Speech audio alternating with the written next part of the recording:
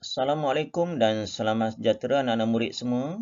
Berjumpa kembali untuk kita terus belajar subjek Bahasa Melayu tahun 4. Tajuk hari ini, Perbelanjaan Keluarga. Objektif yang ingin dicapai pada hari ini, cikgu mengharapkan anak-anak murid dapat mengenal pasti serta mengedit kesalahan ejaan, tanda baca dan penggunaan imbuhan untuk memurnikan ayat. Berdasarkan kemahiran pada hari ini adalah kemahiran menulis.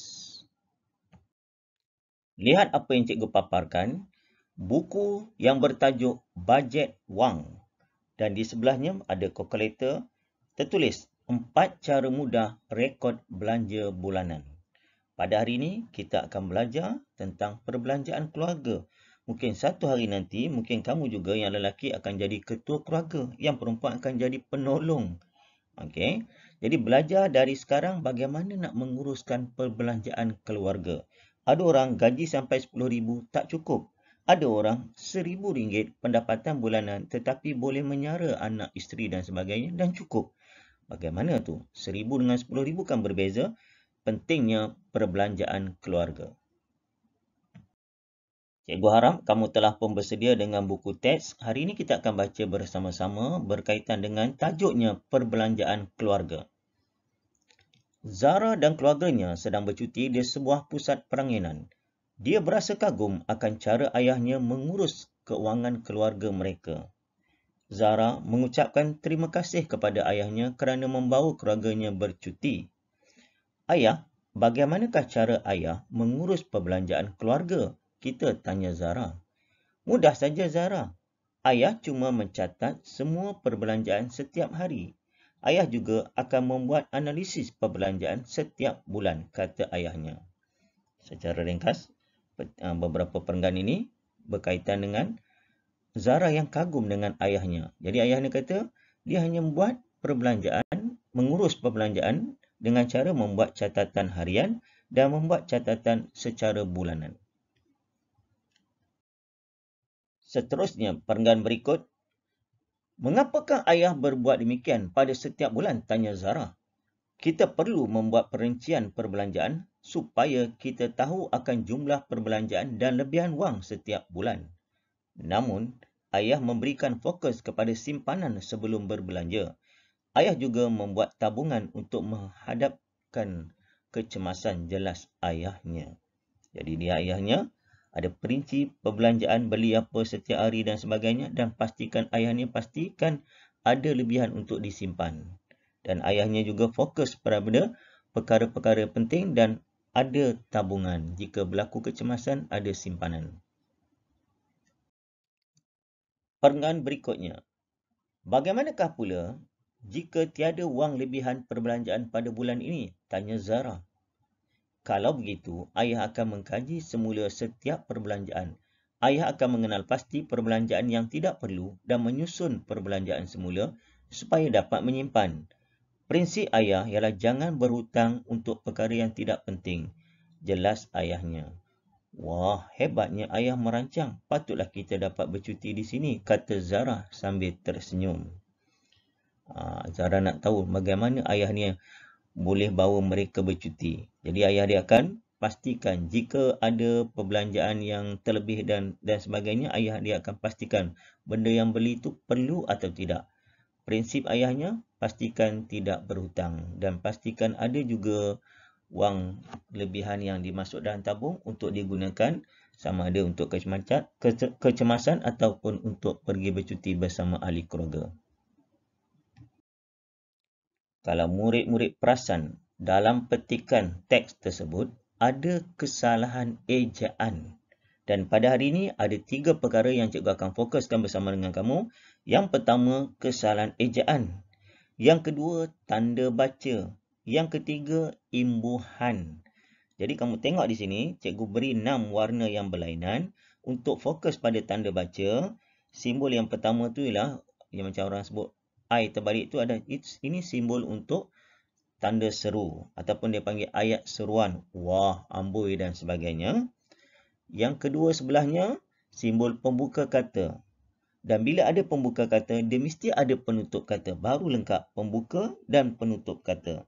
Bawahnya warna kuning ini tanda koma. Okey, koma berhenti sebentar dalam ayat-ayat tertentu.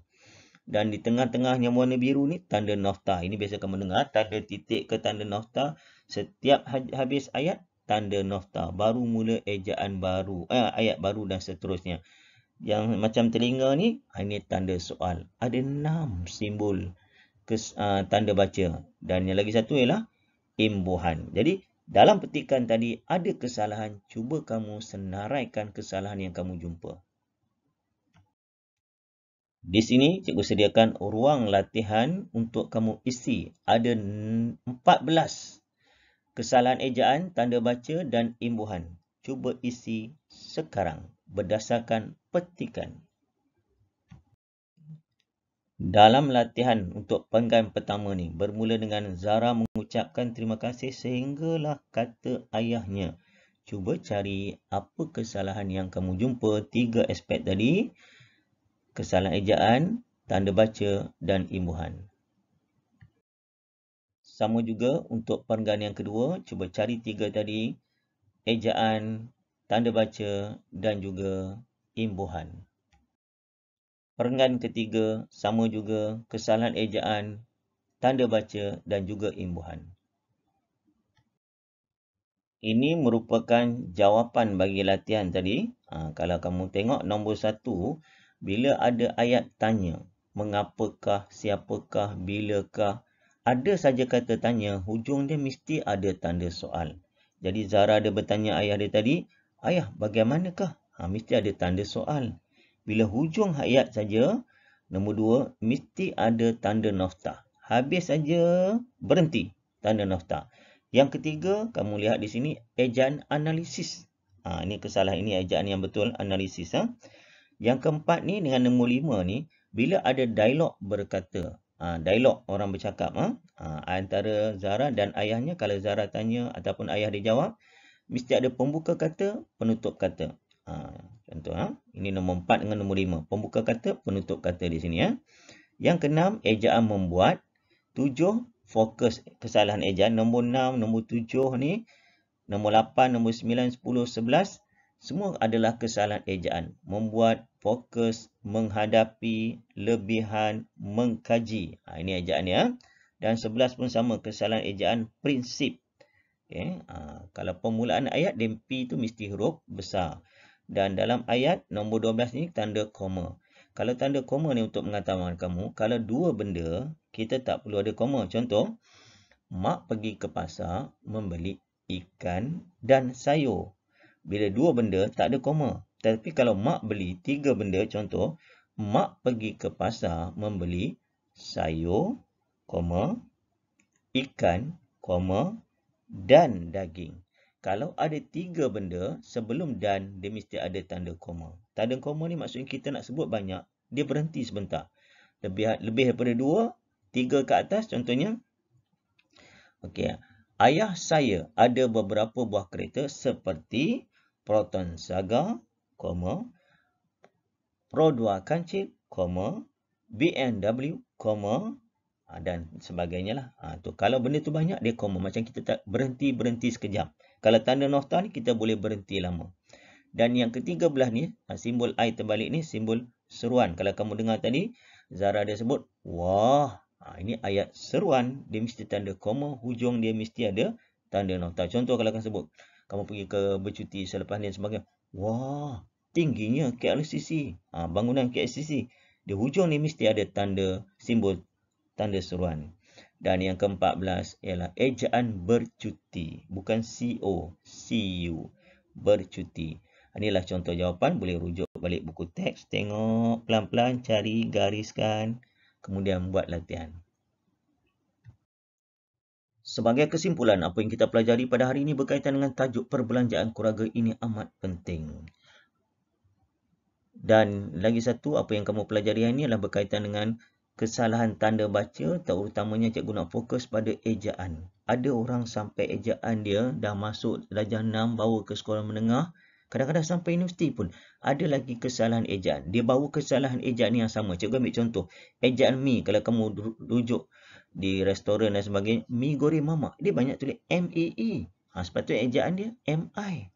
Cuba nanti satu masa nanti aku akan ajar kamu ejaan. Fokus pada ejaan. Itu saja. Jumpa lagi bersama Cikgu Zul. Assalamualaikum dan selamat sejahtera.